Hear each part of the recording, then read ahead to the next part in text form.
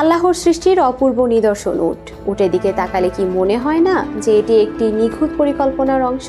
যে উত্তপ্ত মরুভূমিতে ৪৫ থেকে ৫৩ ডিগ্রি পর্যন্ত গরম লেগেই থাকে, যেখানে পানি খুঁজে পাওয়া সূচ খোঁজার মতো দুষ্কর, আবার এক জায়গা থেকে আরেক জায়গায় কয়েক মাস হেঁটে পানি মেলাতে হয়, পর্যাপ্ত লতাপাতার অভাব, কাঁটাযুক্ত ক্যাকটাস উদ্ভিদই যেখানে বেশি, ঠিক এমনই এক দুর্গম স্থানের সমস্ত প্রতিকূলতাকে বুড়ো আঙ্গুল দেখিয়ে কিভাবে টিকে আছে এই উট, ভেবে কি একটু আশ্চর্য লাগে না? কোরআনে বলা হয়েছে, উটের দিকে তাকিয়ে দেখেছো কিভাবে তাকে সৃষ্টি করা হয়েছে?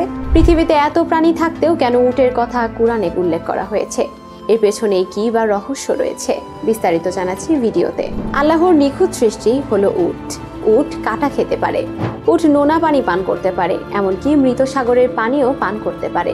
এর একটি বিশেষ কারণ হলো তার কিডনি পানিকে ফিল্টার করে যাতে সে কোনো তাজা পানি পান করতে পারে। উট প্রকৃতির এক মহাবিস্ময়, মরুভূমির উত্তপ্ত বালুর উপর ঘন্টার পর ঘন্টা পা ফেলে রাখে, কোনো পানি পান না করে মাসের পর মাস চলে।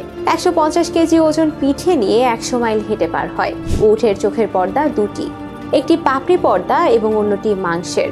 এজন্য উট মরুভূমির ধূলিকণার মধ্যেও চলতে পারে এবং তার চোখের কোনো ক্ষতিও হয় না, কারণ সে তখন স্বচ্ছ পাপড়ির পর্দা দ্বারা বন্ধ করে দেয় তার চোখ। উটের রক্ত বিশেষভাবে তৈরি প্রচুর পরিমাণে পানি ধরে রাখার জন্য। উট যখন একবার পানি পান করা শুরু করে তখন প্রায় ১৩০ লিটার পানি পান করে। উটের কিডনি লবণ থেকে পানি আলাদা করে দেয়।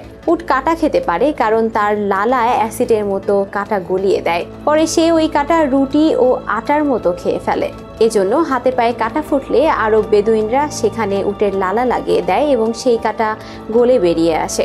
উট তার দেহের তাপমাত্রা পরিবর্তন করতে পারে। বরফ ঢাকা জমিতে থাকলে সে তার তাপমাত্রা বাড়াতে পারে এবং উত্তপ্ত মরুভূমিতে সে তার তাপমাত্রা কমাতে পারে। এই প্রসঙ্গে পবিত্র কোরআনে বলা হয়েছে, তারা কি উটের দিকে দেখে না কিভাবে তাকে সৃষ্টি করা হয়েছে?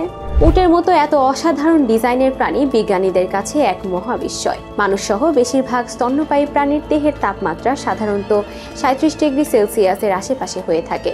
যদি দেহের অভ্যন্তরীণ তাপমাত্রা বেড়ে ৩৮.৫ ডিগ্রি বেশি হয়ে থাকে, তখন অভ্যন্তরীণ অঙ্গগুলির ক্ষতি হতে থাকে। ৪০ ডিগ্রির বেশি হয়ে গেলে লিভার, কিডনি, মস্তিষ্ক, খাদ্যতন্ত্রের ব্যাপক ক্ষতি হয়।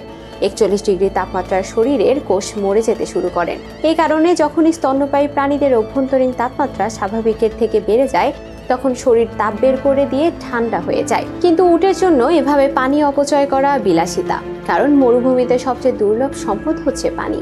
এই কারণে উটের শরীরে এক বিশেষ ব্যবস্থা রয়েছে। ভোরবেলা উঠে শরীরের তাপমাত্রা ৩৪ ডিগ্রি থাকে, তারপর আবহাওয়া প্রচন্ড গরম হয়ে যায়, তখন অভ্যন্তরীণ তাপমাত্রা বেড়ে ৪১ ডিগ্রি পর্যন্ত উঠে যায়। এরপর থেকে এটি ঘামা শুরু করে। এর আগে পর্যন্ত এটি পানি ধরে রাখে। এভাবে প্রতিদিন উট স্বাভাবিক তাপমাত্রা থেকে প্রচন্ড জ্বরের তাপমাত্রা পর্যন্ত সহ্য করে।